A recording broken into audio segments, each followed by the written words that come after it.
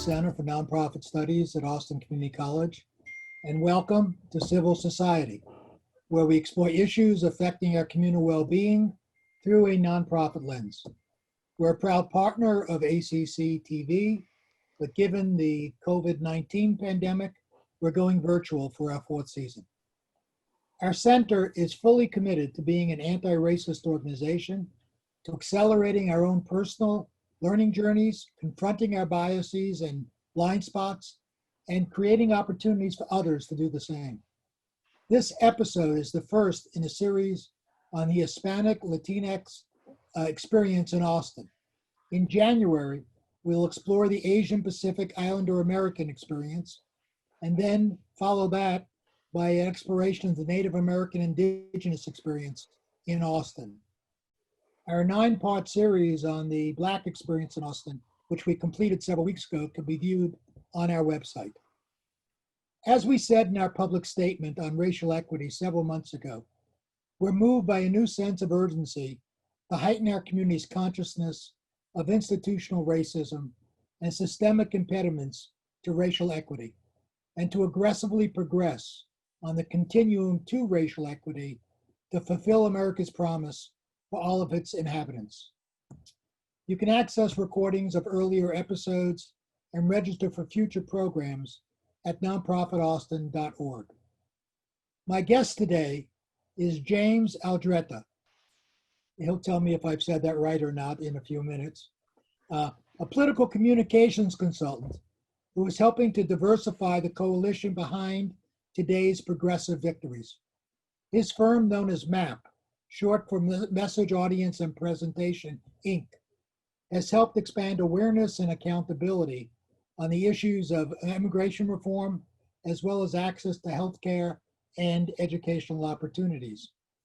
James served as a member of the Obama media team in 2008 and 2012, with a specific focus on Hispanic media and engagement.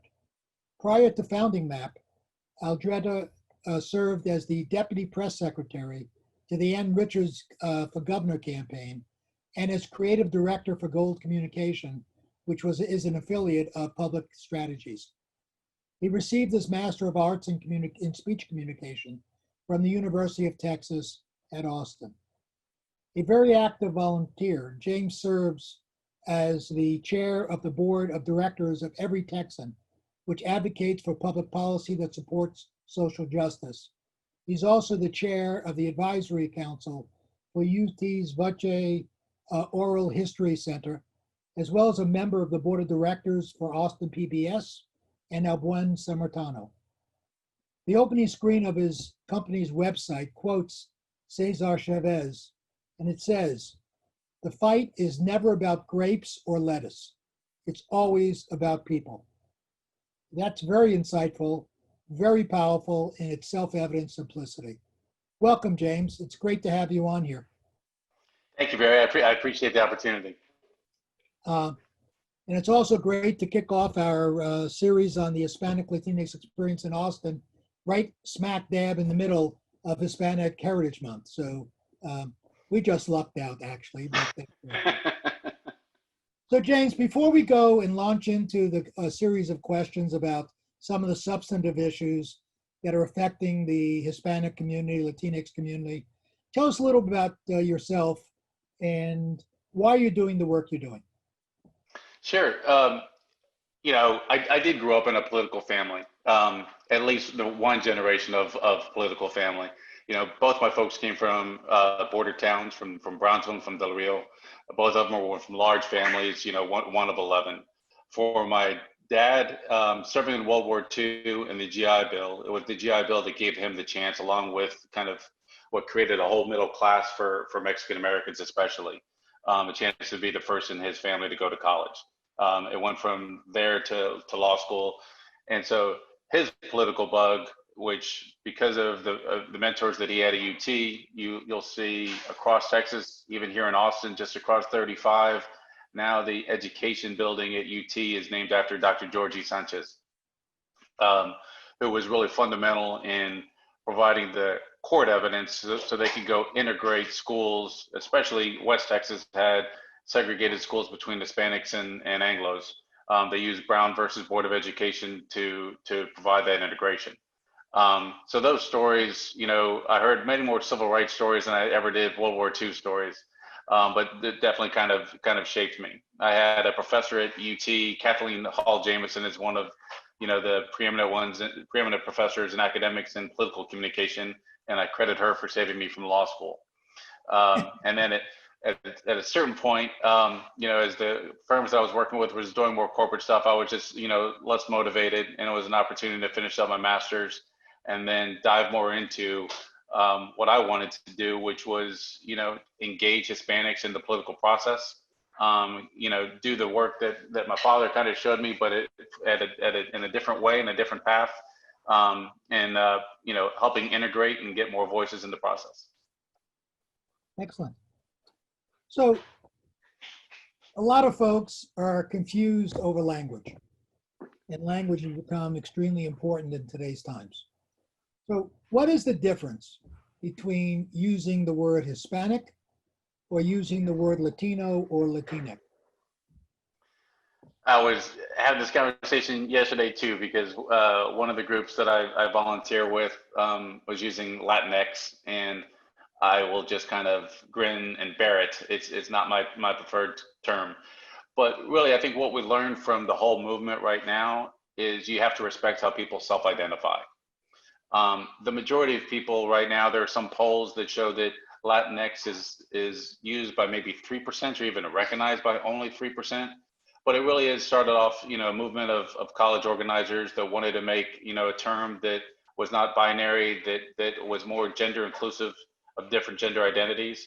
And so, but this is a discussion that's been going on for decades. You know, again, for my father's generation, Spanish was their social language. Spanish was where all the jokes were in. But if you ask them what they were, it was American. And the civil rights group, which was all Latino, was the American GI Forum. You know, they were not as fond, of the term Chicano. But I personally am incredibly grateful for all the Chicano activists that brought new awareness and brought in a new generation. If you look at Pew Research Center shows Latinos growing. Hispanic is still predominantly used in Texas. Latino is still less used than Hispanic in Texas. And Latinx is a growing kind of organized movement. But the reality is most people will identify themselves by their nation of origin. I'm Mexican American, or you'll see the Cubanos say Cubanos. They won't say Latino or Hispanic first. There still is kind of a connectivity, despite whatever, you know, different terms that people use. Well, that then raises the question, I think, that about the diversity of, let's just use the word Hispanic for the rest of our time together. So what the diversity of the Hispanic community, can you talk a little bit about the diversity of the Hispanic community? Yeah, and let me just focus on Austin and Texas first. Absolutely, that's what we're interested in. Overwhelmingly, the community has been dominated by Mexican Americans.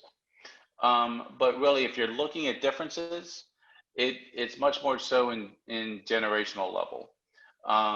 You know, both my parents were born in the US, but I'm the youngest of 5, and was on my mom's side, she was the youngest of 11. So my grandparents go into the 1800s, you know. So what you have is kind of the old Tejano families are much more of a minority. What you had really in the growth during a period of immigration, we've now seen, and all the demographers talk about, the real growth in second generation Hispanics. So this difference between those that are closer to the immigration level are a much larger group. Those that have kind of assimilated and, you know, get to enjoy hopefully some level of middle class life, you know, Tejanos and old, you know, Mexican Americans. That's where you kind of see a large difference right now. We worked on a campaign in the Dallas area for Congressman Martin Frost at the time. This was after redistricting paired him with Pete Sessions. You know, we had to double the turnout in Oak Cliff. And we did. It still wasn't enough, but we brought his Hispanic Advisory Council together, And when they left, it dawned on me, none of them lived in Oak Cliff. They all drove away in Mercedes and Audis and nice cars. And the sense of where the booming population is. The other aspect of it is, with many traditions, but it's ingrained with Hispanics, is just respect for elders.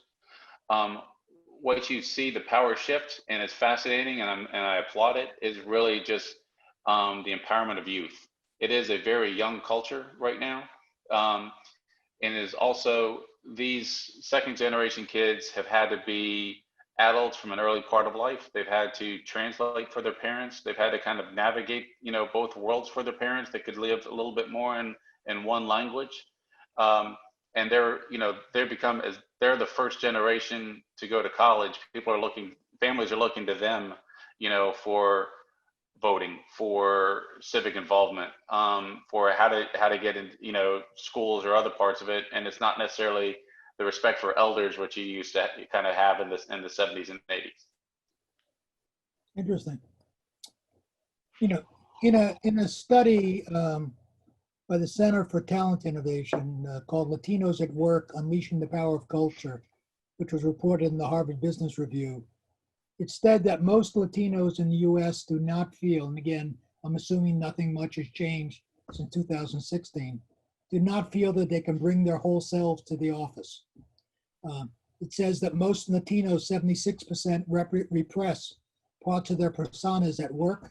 They modify their appearance, body language, and communication style, and a lot of those intangible elements that define leadership. What's your thoughts on that? I mean, I've seen that personally, and so what's your thoughts on that? Without talking about politics, but I mean, it is policy that the president recently, with executive orders, I think even removed training programs within the government that are just what the city of Austin and so many others are doing. And that's just kind of how you introspectively look at systemic racism, how you introspectively look at hierarchy. It's not necessarily that people's intentions are wrong. It's just that we don't understand, when you do enjoy certain privileges, how that affects or protects, those hierarchies. And all of us, no matter, again, what our intentions are, can have that, need to have that level of introspection. And that is a cultural shift that is starting to happen much more so within corporate America. You see a lot of both brands are trying to reach out. They're trying to do it both internally. Post the George Floyd part of it, it's not just the Latino aspect of it, but you don't see African Americans in high parts of the advertising industry that I'm part of. You don't see it really for Hispanics too. So even as they talk about the pipeline, that often becomes entry-level positions, but you don't have that necessarily role models in higher parts of it. And we know it's not because of lack of talent. I will say too, just from my perspective, the growing challenge we're going to have too is, you'll see there are different kind of Hispanic leaders that we work with that come from multicultural areas versus Hispanic leaders that come from Hispanic dominant communities. Again, for my father, World War II was a chance to kind of experience different people, interchange, learn from each other.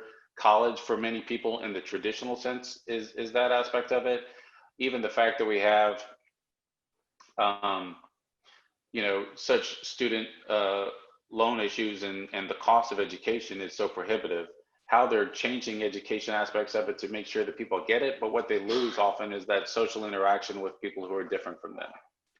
So 100%, there's a lot of work to be done on the economics, on the corporate side, within government agencies, within all of us. It's not just as came out of the debate the other day, just on the white supremacists. It's really many of us that haven't had the chance to really understand how systems can benefit us and hinder, inhibit others that are moving up the chain or hoping to move up the chain. Yeah. So moving to what you do for a living, okay. What are the top 2 or 3 factors that need to be taken, or that are taken into consideration when crafting messages to the Hispanic community? I think one of the things that we still fight against a little bit is a belief that we can get Hispanics to be voting out of fear. That if there's enough scary stuff out there, that they'll come out and fight that fear. And I think what people need to understand is voting is probably the ultimate expression of someone's confidence, that your voice matters, that you belong here, that no one will turn you away at the door, that it is your responsibility. So when you understand that voting is a sense of confidence, number one in the communications part of it is, first, how are you welcoming them in? No doubt, when I talked about that difference between kind of old Tejanos and middle-class families and emerging communities, all my friends talk politics. The majority of people overall don't, especially when it comes to Hispanics.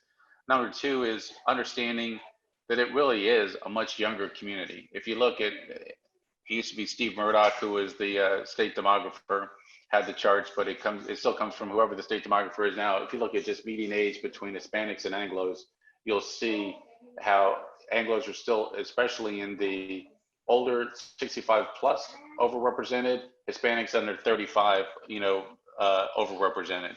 And you have that statistic, I think it's like 50,000 a month, turn 18 to become eligible voters. So what we've always known on voting too is that age is the number one predictor, and we have a young community. And then the second predictor is education, which is also a surrogate for income. And because the majority is second generation, you have them surpassing their parents' educational level, but they're not at that economic level of confidence. Right now, we have two things going on. We have the pandemic that we know is disproportionately hit communities of color. And we're the second hit that's there, but it's going to be more pronounced, as time goes on, is how the Hispanic community has been hit by the COVID recession, displaced from, many service level jobs, many, hospitality jobs. So there are so many concerns that are on their table. People think that it's apathy that has the lack of turnout. One, you have to welcome and engage them in. Two, you have to meet people where they are. And if their first priority is the economic stability of their family, that's full engagement. We just have to connect that to voting.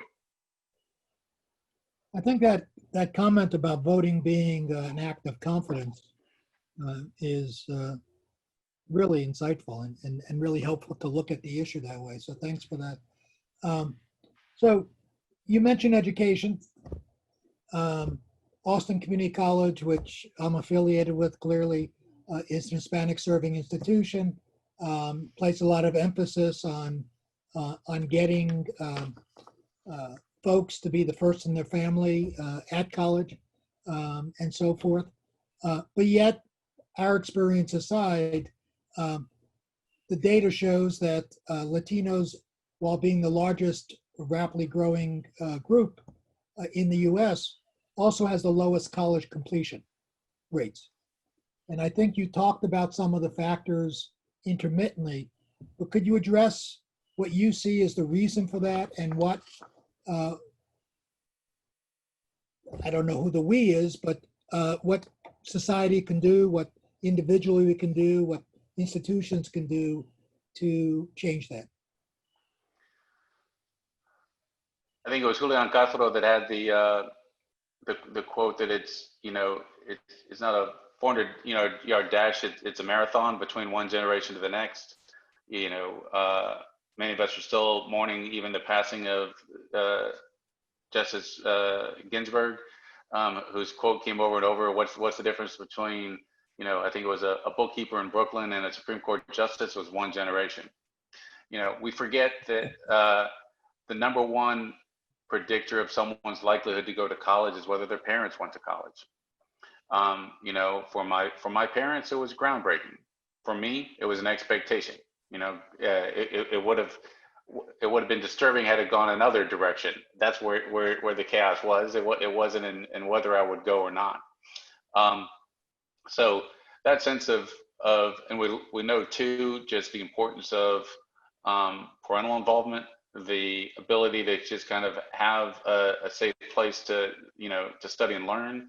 I think the way that colleges and ACC is a leader in this, and just, while we're in a social distancing period now, but creating, more of a sense of community, and not just a horde of classrooms, and how you have a community college that really emphasizes the community aspect to it. But there needs to be, outreach when you are that first generation, especially. My wife works at St. Edward's University, and I've had a chance to go to dinner and lunch and meet some of the camp students, which is the College Assistant Migrant Program. And the responsibility they carry already in providing for their family and sending money back. The traditional model is, hey, mom, send me money, not, you're 18, how are you helping the family? So there are definitely economic realities that are very, very different and are incredibly real. And so what you see typically is that median age change for when people are going to college. You see, that whole push, on the 4-year aspect of it that happened several years ago, as if students were just lazy, goofing off, and sitting with their espresso and just taking classes for fun. Life happens. So how you can create that environment, because economically, we know we all benefit when we increase those graduation rates, when we get those, certifications. So there's just a lot of work to do. But the two things, again, is when there isn't that family support and students carry an obligation to help economically on their families, it's a different model, and we need to have, more lines of communication and more lines of support and alternative models to make that work. Because we have limited time, I'm going to jump to another topic. I'd love to explore that further, but I'm going to jump to another topic, and that is something which you've worked on professionally in terms of health disparities. Studies show that there are gross health disparities between Hispanic and Anglo communities. Why is that the case, and who and what can be done about that?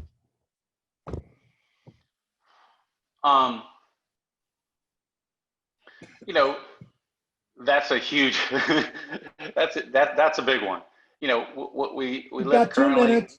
2 minutes, You've to got 2 solve the minutes. healthcare aspect of it. And I'll go back. no disruption. So Texas, especially, despite the fact that, to speak in political terms, that other red states, other Republican-led states have, from Arizona to Oklahoma, have embraced Medicaid expansion. Texas has still yet to embrace Medicaid expansion, and Texas has the highest number and percentage of uninsured families across the nation. That's one. So two, we live in a system that is based on employer provided healthcare. But that does not trickle down to when you're at the hourly wage. That does not trickle down to the lower economic scale. And we also know, again, based on demographics, it's a younger community. So more predominantly in jobs that do not provide healthcare, in a situation that we pretend that all employers are providing. Okay. Well, we only have about 4 or 5 minutes left before we bring the audience in. So let's take a few minutes on self-reflection. So what would you tell your younger self? You could be sitting there about the future, and what do you wish you would have known when you got involved in this, other than that you saved the world from another lawyer?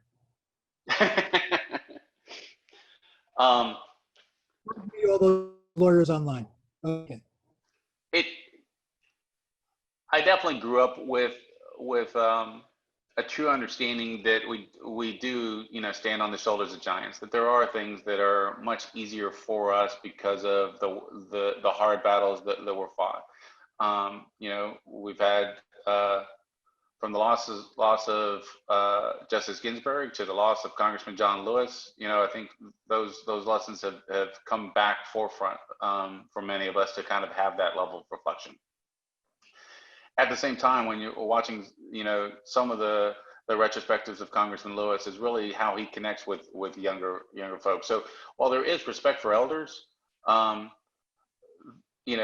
and I had opportunities younger to get into Democratic kind of establishment campaign opportunities, I'd still tell myself, you got a lot more room to rock the boat, and the boat needs a lot more rocking than you realize. And it really truly inspired by a lot of the youth-led movements that are happening currently. I've had older civil rights, mentors that still go, they're doing it wrong. I'm like, they're doing it their way. And maybe instead of putting it in the frame of our earlier battles or the battles that we, lionize, we got to, learn how they're perceiving things differently, and their goals are different and their motivations are different. And I see that both in the movement, and I also see it happening within, progressive nonprofits and with progressive movement organizations, that they're doing it internally and changing the culture as well. Again, the lesson would be rock the boat more. There's less risk than you may be afraid of, and as you get opportunities, make sure doubly that door stays open for others. Thank you. With that segue, let's open up the lines, Kate. We want to give those who have patiently listened to us an opportunity to ask any questions they have, to continue the conversation. And looks like we have one person at a beach, but otherwise, I'm jealous. any questions, comments?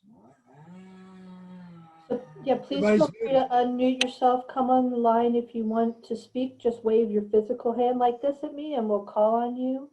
And Any okay, questions in the chat? we have a question. Fedora. Good.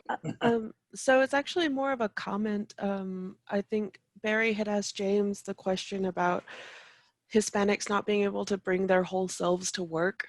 And that kind of really struck me, because I genuinely do. I code switch constantly. I code switch every day of my life. I'm code switching right now because I don't even know how not to, because I'm at work. And I just wanted to note that mostly. And also, thank you so much, James, for literally everything you said. I identified with it so much. It's just like you're telling our story, and thank you for explaining everything right in better words than I ever have, for sure. Thank you, Fedora. I mean, I think it's a combination, like, yeah, we all do code switch 100%. And then as long as we got to just move ourselves increasingly in this environment and take advantage of the courage of others, where we're not necessarily limiting ourselves, but at the same time, we get to learn from other people. And then I think there's also a recognition that happens that non-Latinos and how they code switch, and or how, what is it that we're not seeing in them? And that was just, again, I grew up in an integrational household, that was the great battles, was integrating schools, and that there's a benefit that we all learn from each other. I told you that we're from big families. I'm from 5, my wife's from 6, but we only have 1, so we're considered quitters on all sides of the family.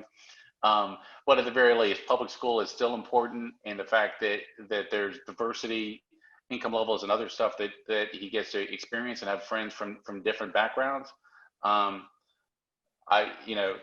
There's 100% total fun and celebration when it's just with us that we're together.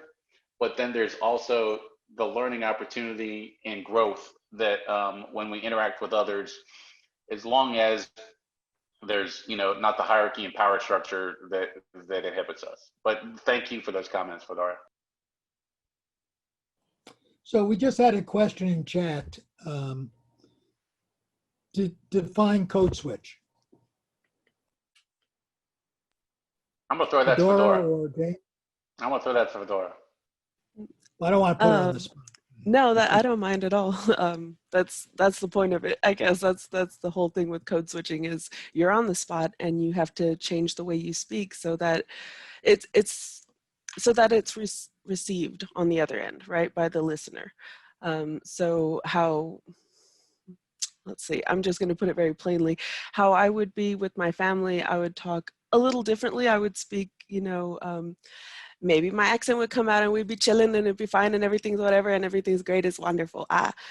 And then when I come to work, it's incredibly different. I would never do that. I would never act wild or childish or anything that someone could use against me.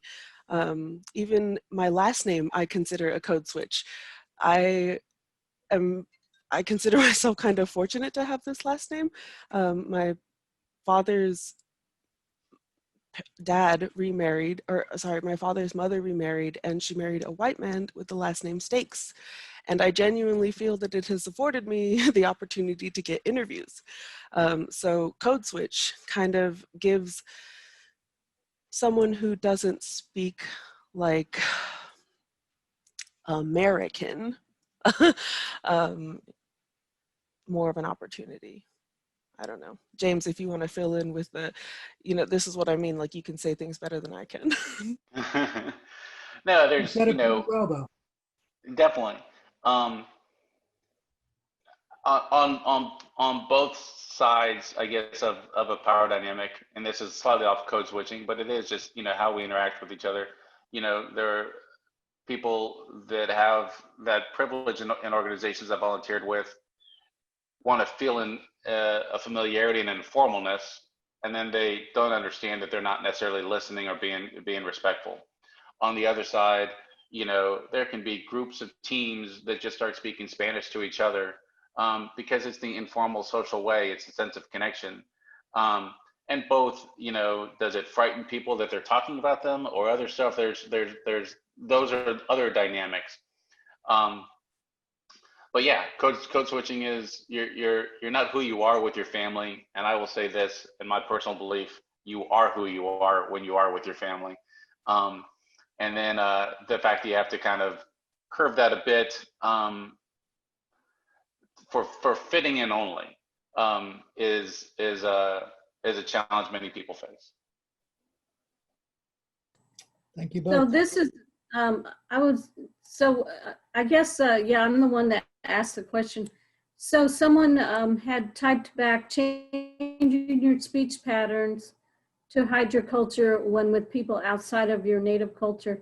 So this, to me, it sounds like something that everybody does. It's not we all have to go to work and we act professional at work. For example, like we don't talk to people at work like we do in our family. So or does it have more to do with someone perceiving a dominant culture when they're at work and trying to assimilate to that dominant culture while they're at work, which would be different? I guess that's what I'm trying to figure out, the difference there. Is there a difference, or is it all I think some of it is just natural, and the fact that we get to live in diverse environments, hopefully, that we get to work in diverse environments, hopefully, that we get to meet people from different backgrounds, hopefully. But when there is a dominant culture and certain things are unacceptable, but then there's certain things that are acceptable, because it's maybe not professional, but just still are not quote unquote professional. But it's part of the dominant people in power and the way that they talk or communicate. Yeah, there's still an imbalance. And the question is, sure, that we have a common language, that we get our work done, you write a report, you're not going to do it in Spanglish. But the question is, can you still at a moment's notice feel free to be yourself, or do you have to limit that? So there is still a perception and lack of inclusion. And that's where I think we're making strides and companies are embracing it. It's a messy process. People walk away from it more than embrace it. But hopefully that continues. Let me just quote from this report, which we'll include up on the website. Quote, "You're always moderating yourself," agrees a Latina executive who feels Latinas, quote, "are always tagged with the emotional thing. They're always told, calm down, you've got to be more cool, be careful with your voice, be careful with your hands." Hispanic men echo her observations. One ruefully told of moving from a Hispanic-dominated company where he could gesture eloquently and speak passionately to a Caucasian workplace where he had to, quote, "scale back his expressiveness."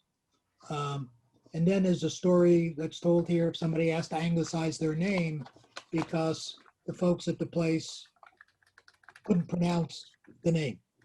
So, I think that it is very much a challenge everybody faces on one level, but I think it's certainly faced much more by when the culture is significantly different, or aspects of the culture is significantly different. Other questions? You're going to force me to ask them a question. Oh, Daniela has a question. Hi, thank you so much for speaking with us today. It's not like fully coherent, but I was listening to you talk about how there's a lot of respect for elders in the Hispanic community and Latino communities and that culture, but also that there's this empowerment of youth. And so I was kind of wondering how that dynamic plays into politics. And I don't know if you have any insights on that or how youth might approach that conversation with some of our elders. I mean, especially if you look at United We Dream, it's 100%, youth led, or younger as compared to so many others. So, and they are, I think, an increasing voice more than the traditional forms on the Hispanic part of it, of like LULAC, and others. They're more active. They're, I'd say the same thing. Those who've, I guess what I was saying is partly because they've navigated from the beginning, which could just be talking with teachers, talking with, any kind of healthcare stuff, helping their parents, through a bilingual world. They are the kind of go-to for many families. If you look at where the majority of the Hispanic vote is now, it's youth. And that reality needs to sink in with more and more people.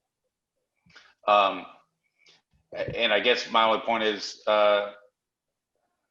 what you try to watch as a communications person is things that happen organically. So we're not necessarily trying to elevate the youth aspect of it. Organically, you see that leadership happening, and so that's where we want to make sure that we're tapping into. Thank you. I apologize if that wasn't that coherent. That was fine. Other questions? So while we're waiting for something to percolate out there, let's talk a little bit about immigration, which is clearly a major issue perceived publicly as relating heavily with the Hispanic community. You've done a lot of work in your political communications about immigration. Can you talk about what you think about what's going on right now in that whole arena?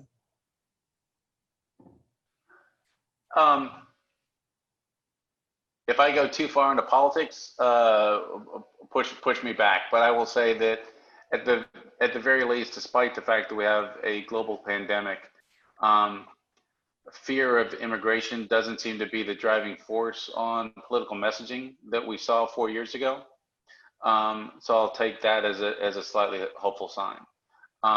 You have sometimes feeling slightly too quiet, but you have a business community, especially in technology, but also in food industry and others, that understand immigration and is a key part of our economy.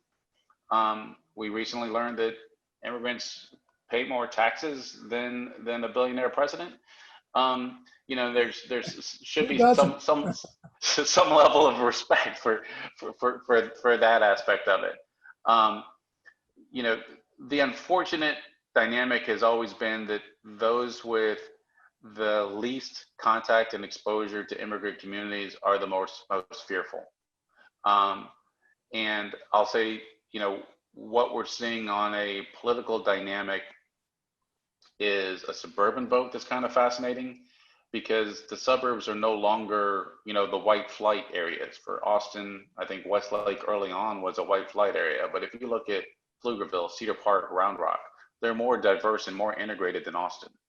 And you know, the more integration you have and the more exposure you have, the less fearful you are.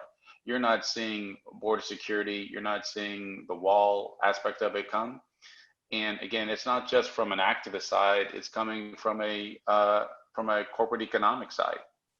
And hopefully we'll have a dynamic that it can be addressed thoughtfully soon. But right now we're not in a period of thoughtful political civil discourse.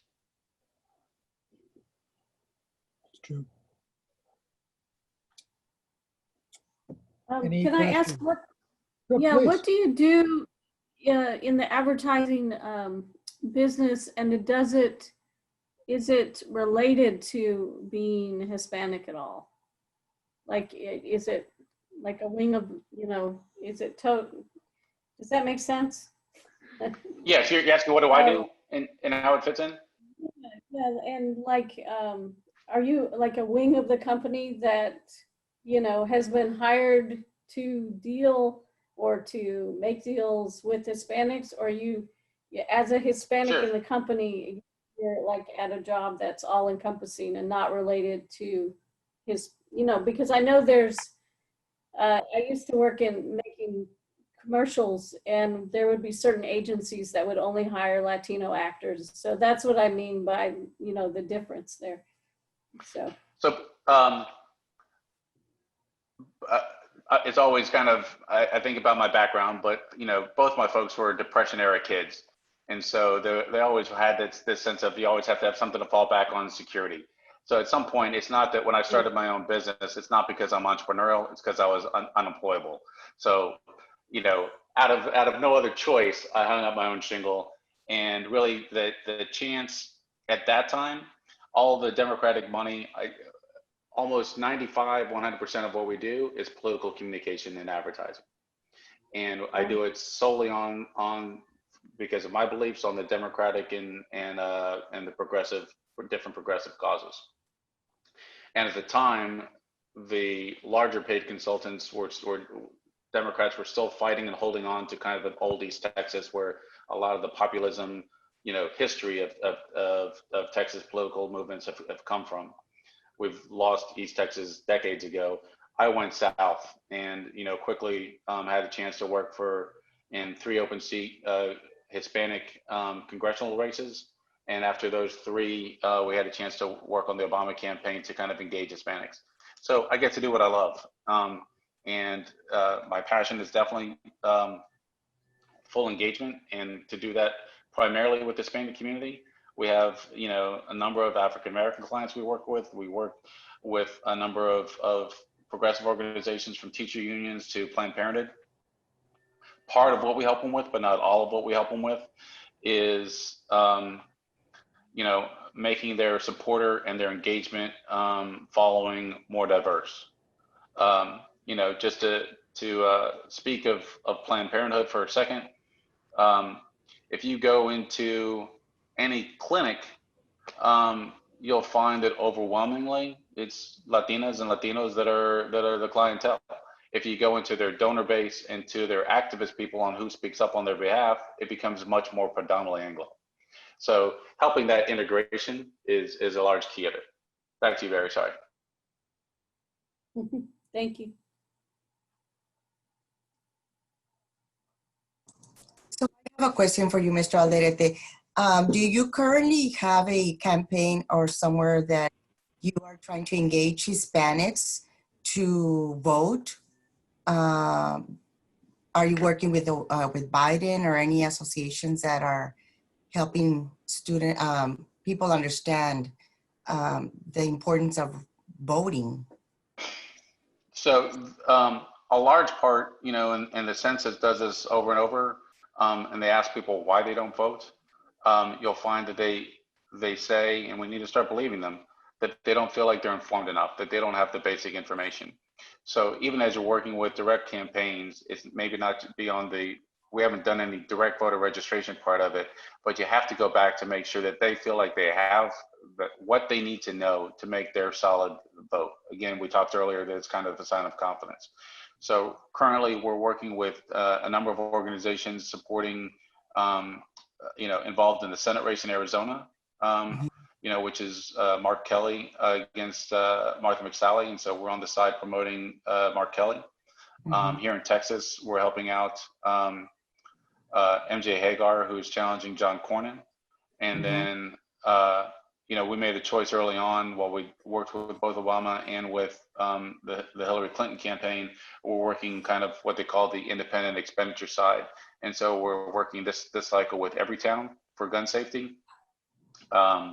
Started in the aftermath of Sandy Hook. And especially we got a chance to commemorate the 1-year anniversary of the massacre shooting in El Paso at the Walmart. And a reminder to people that these are the things that you need to know where your candidates stand.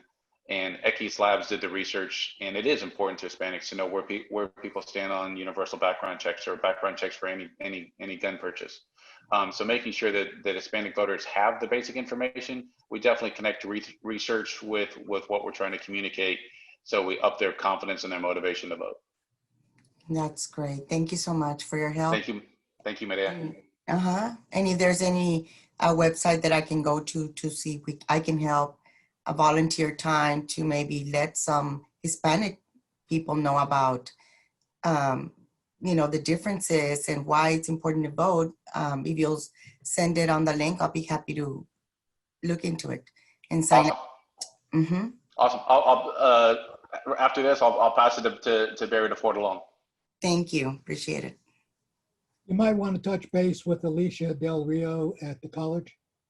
Oh, yes. I know Alicia Del Rio. Yes, she works at the college. And I know at one point I was part of I was going to be doing the campaigning, but when COVID hit, we ended up not having those meetings anymore because It'll be a resource for you. Yeah. Okay, listen to what James sends along. Thank you. It looks like Daniela has another question here.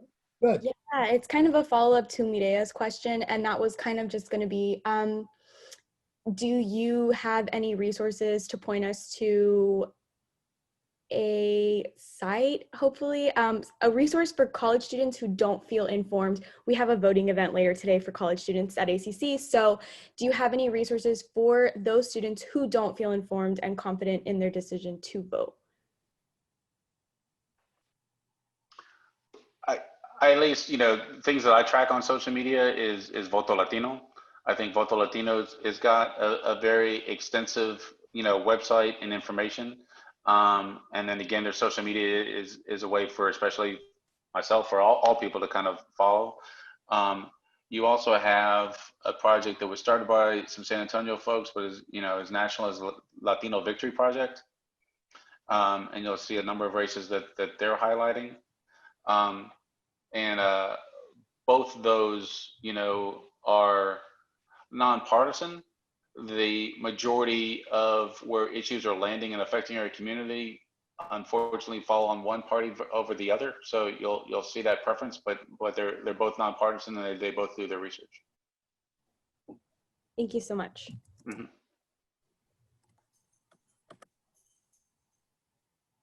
Other questions?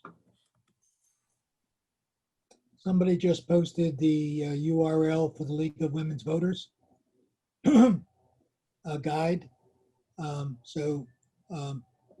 We will be posting or reposting these up on our website when we post this, the edited version of this video. So you can access it there. Any other questions?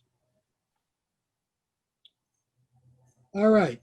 So let me end with a general question. So what do you feel, based upon your experiences, non-Hispanic folks ought to know about Hispanic folk to better appreciate cultural and other differences and similarities?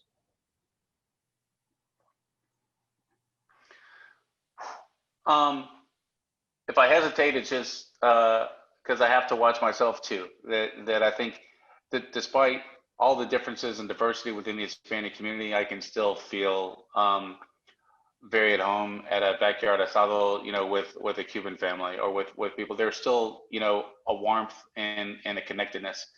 But just because I come from large families, my son won't. There's plenty of people who don't. There's plenty of people that who come from challenging families too. So even to say family overall, I think what we all need to do, across all cultures, is ask questions, listen, learn, and any chance you get when we get past this to break bread. That's how we kind of get to know each other. That understanding, as Fedora brought up in the conversation on code switching, and the topic that you brought up, Barry, too, about how people feel like they limit themselves. I think we have to be aware of that. Is what we're seeing simply a portrayal, and do they feel comfortable that we get to know? So I think we all need to, break down those barriers, and the more we get involved in, diversity, equity, and inclusion training, the more we get involved in understanding our own, biases that are ingrained, is an opportunity to have those discussions with other people and truly get to know and respect. Thank you. That's a great closing, because that really sums up also the purpose for these programs and our focus on peoples of color. In this next several months, we're focusing on the Hispanic community. So I'd encourage you all to join us at future shows, future episodes. I want to thank you all for watching and participating in civil society. Especially want to thank James for all of his insights. And I like some of those great phraseology, which I look forward to using. And always, I want to thank Kate Tolliver, our managing producer and coordinator at the center, for her support. You can read more about James and the issues we discussed, and we'll be linking as many of these resources as possible on our website, Nonprofit Austin /Civil Society, or nonprofitaustin.org, /Civil Society. I thank you all for being here. I hope you all have a great day. Stay safe and be well. Thank you. And again, thank you very much, Jim. Thank you, Barry, and thank you, Kate.